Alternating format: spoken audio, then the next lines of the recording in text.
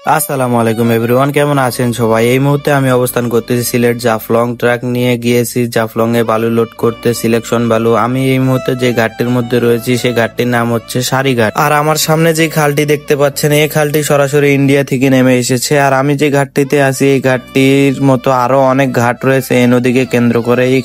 এই ঘাটগুলোতে প্রতিদিন শত শত ট্রাক বালু লোড করে বাংলাদেশের বিভিন্ন প্রান্তে নিয়ে যাওয়া হয়। আমি এখন যে ঘাটটিতে আছি সে ঘাটে অন্তত পক্ষে 60 থেকে 70টা গাড়ি জমা রয়েছে। দেখতেই পারছেন এই গাড়িগুলো সব সিরিয়াল ওয়াইজ দাঁড়ায় রয়েছে। এখানকার অধিকাংশ মানুষই বালু পাথরের ব্যবসার সঙ্গে জড়িত। আবার কেউ কেউ মাঝিও রয়েছে যারা নদীতে নৌকা চালিয়ে তাদের জীবিকা নির্বাহ করে। আজকে সকাল সকাল ঘুম থেকে উঠে গাড়ির চারিদিকটা দেখে আমি একটু ঘুরতে বের হলাম এলাকার একটি স্থানীয় ছেলের সাথে। আর যে ভাইটি কথা বলতেছে সেটি হলো এলাকার এক স্থানীয় ভাই। স্থানীয় ছেলেটির সাথে যে কথা বলতেছে তার নাম কবির, সেও আরেক গাড়ির হেল্পার। আর আমি এইদিকে প্রাকৃতিক সৌন্দর্য দেখতে দেখতে তাদের পিছন পিছন যাচ্ছে। এই স্থানীয় ভাইটির নাম রাসেল। সে একা একাই টঙের মধ্যে বসেছিল। আমরা যে সেই টঙে বসে তার সঙ্গে গল্প করতে করতে হেভি ফ্রি হয়ে গেছে। সে আমাদেরকে বলল, আসেন আমার এলাকাটি আপনাদেরকে ঘুরিয়ে দেখাই। এবং সে তার এলাকার সৌন্দর্যের কথা বিভিন্ন ভাবে বর্ণনা দিয়ে আমাদেরকে দেখাচ্ছে। আমরাও তার পিছন পিছন চারিদিকটা দেখতেছি। একটু দেখতে দেখতে এগিয়ে এলাম ব্রিজের উপরে। ব্রিজ থেকে চারিদিকের পরিবেশটা অনেক সুন্দর, নিচে পানি, নৌকা চলতেছে, এক মনোরম পরিবেশ।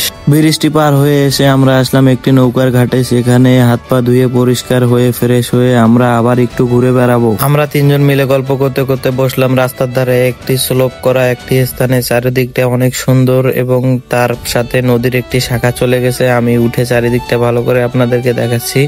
আর ওপারে কিছু লোকজনের বাড়ি আছে আর এদিকে গাছপালা ভরপুর। চারিদিকে ঘুরে বেড়াতে বেড়াতে আমার ফোন আসলো, গাড়ি লোডের সময় হয়ে এলো। আমি আমার গাড়ি লোড করে নিচ্ছি।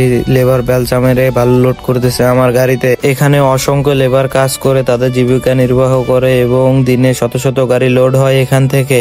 আর নৌকাতে করে এগুলো বালি ইন্ডিয়ার কাছাকাছি থেকে আসে ঘাটে। একটি গাড়ি লোড দিতে প্রায় 2 ঘন্টার মতো সময় লাগে। গাড়ি লোড দেওয়া শেষ হলে আমি তিরপল দিয়ে বালুগুলো ঢেকে বানছান দিয়ে নদীর পাড়ে চলে এসেছি গোসল করতে। আমাদের কোম্পানির 2টি গাড়ি এখানে ছিল।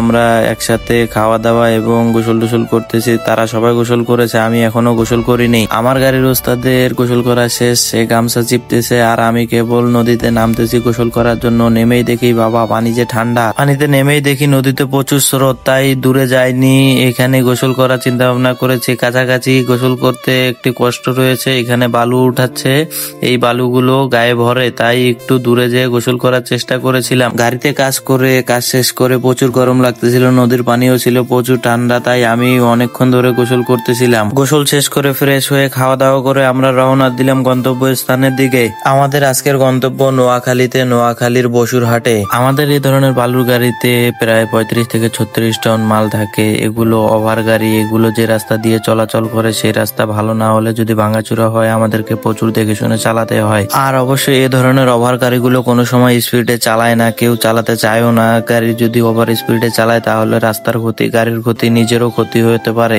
বলতে না বলতে আমরা চলে আসলাম ব্রাহ্মণবাড়িয়া বাইপাসে। আর আল্লাহর রহমতে ব্রাহ্মণবাড়িয়া বাইপাসে যে একটা অবস্থা বলার বাইরে, খুব বড় বড় গ্যাপ গাতাগতর, এগুলো পার হয়ে গাড়ির অবস্থা খুবই খারাপ হয়ে যায়। রাত্রে সারা রাস্তা ভিডিও করিনি কারণ চোখে প্রচুর ঘুম ছিল আর রাত্রে ঘুমাতে পারিনি। সকালবেলা মাত্র ঘুমিয়েছিলাম। সারা রাত্রা গাড়ি চালিয়ে ব্রাহ্মণবাড়িয়া পার হয়ে আমরা চলে এসেছি কুমিল্লায়। এখন আমরা আছি কুমিল্লা চট্টগ্রাম হাইওয়েতে।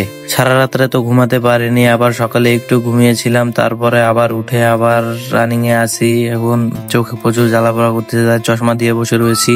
এখন এমন একটি আবহাওয়া, চারিদিকে পরিবেশটা মেঘলা মেঘলা এবং চারিদিকে সবুজ শ্যামলে ভরপুর। আর আমার ওস্তাদ নিজের মন মতো গাড়ি চালিয়ে নিয়ে যাচ্ছে। আর আমাদের গাড়িটি যেহেতু ওভারলোডের গাড়ি, তাই আমরা স্পিড বেশি তুলতে পারি না, কারণ আমাদেরকে দেখে শুনে গাড়ি চালাতে হয়। ঢাকা চিটাগাং হাইওয়ে নিত্য নতুন ঘটনা হচ্ছে অ্যাক্সিডেন্ট। এই রাস্তায় প্রতিদিন একটা না একটা অ্যাক্সিডেন্ট হবে। তার মধ্যে একটি অ্যাক্সিডেন্ট আপনাদেরকে দেখাচ্ছি, এই দেখেন। এই ঘটনাগুলো ঘটে বেশিরভাগ সকালের টাইমে। সকালে চোখে ঘুম থাকে, ঘুমে নিয়ে আইল্যান্ড মেরে দিয়ে উল্টে পড়ে আসে। আমাদের গাড়িকে এখন একটি প্রাইভেট কার ওভারটেক করে চলে গেল। প্রাইভেটের গাড়ির ড্রাইভারদের থেকে আমরা প্রায় 10 হাত ফাঁকেই থাকি, কারণ ওরা সিঙ্গেল বোঝে না, কিছু না হুটহাট ডাইনে বাঁয়ে চলে যায়, ওদের কোনো ঠিক ঠিকানা নেই। বাস আর পরিবহনের কথা তো বাদে দেন, ওরা ওভার স্পিডের গাড়ি, ওদের যাত্রী পৌঁছাতে হয় তাড়াতাড়ি। ওরা ফাঁক পাইলে মাথা ঢুকিয়ে দিয়ে বসে থাকবে। তোমার গাড়ির রাস্তায় থাকুক আর তুমি মরে যাও বা রাস্তার বাইরে ছিটকে পড়ো, ওদের দেখার কোনো বিষয় নাই। আমার ওস্তাদকে দেখতেই পাচ্ছেন, সে ঠান্ডা মাথায় তার গাড়ি চালিয়ে নিয়ে যাচ্ছে আর তার চোখে প্রচুর ঘুম। আমি এদিকে তার সঙ্গে গল্প করে তার ঘুম কাটাচ্ছি এবং তার সঙ্গে সঙ্গ দিচ্ছি, সে যাতে ভালো মতো গাড়িটি চালিয়ে নিয়ে যেতে পারে গন্তব্যস্থানের দিকে। মহাসড়কে আমরা যখন রাত্রে চলাফেরা করি তখন আমাদেরকে প্রচুর সতর্কতা অবলম্বন করতে হয়, কারণ ডাইনে বাঁয়ে অনেক গাড়ি পার্কিং করে ঘুমায়।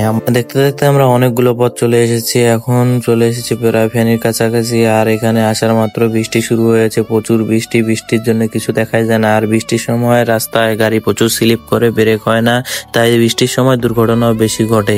রাস্তায় বেশিরভাগ বড় বড় দুর্ঘটনা ঘটে বৃষ্টির সময় আর ফজরের আজানের পরে পরে। এগুলো ঘটনা ঘটে কারণ ফজরের দিকে ড্রাইভারের চোখে প্রচুর ঘুম থাকে, আর বৃষ্টির সময় গাড়ির গ্লাস থেকে মেঘাচ্ছন্ন আকাশ বা বৃষ্টি আসার আগ মুহূর্তের দৃশ্যটা দেখলে মন জুড়িয়ে যায়। ফেনী শহর পার হয়ে আমরা একটা লোকাল রোডে ঢুকে এটি দিয়ে আমরা যাচ্ছি নোয়াখালীতে। আমরা যখন গাড়ি চালাই প্রায় 100 কিলোমিটার পর পর গাড়ি রেস্ট দিয়ে থাকি, গাড়ি চাকা রেস্ট দিয়ে থাকি। যদি আবহাওয়া ঠান্ডা হয় তাহলে বেশি একটা রেস্ট দিতে হয় না। আমরা যে সময়টায় গেছিলাম সে সময়টা আবহাওয়াটা অনেকটাই ঠান্ডা ছিল, যার কারণে গাড়িকে বেশি একটা রেস্ট দিতে হয়নি। তো আমরা মোটামুটি অনেক পথে চলে এসেছি, আর কিছু দূর প্রায় আর 50-60 কিলোমিটার পথ বাকি আছে। এগুলো গেলে আমরা আনলোড পয়েন্টের কাছাকাছি চলে যাব।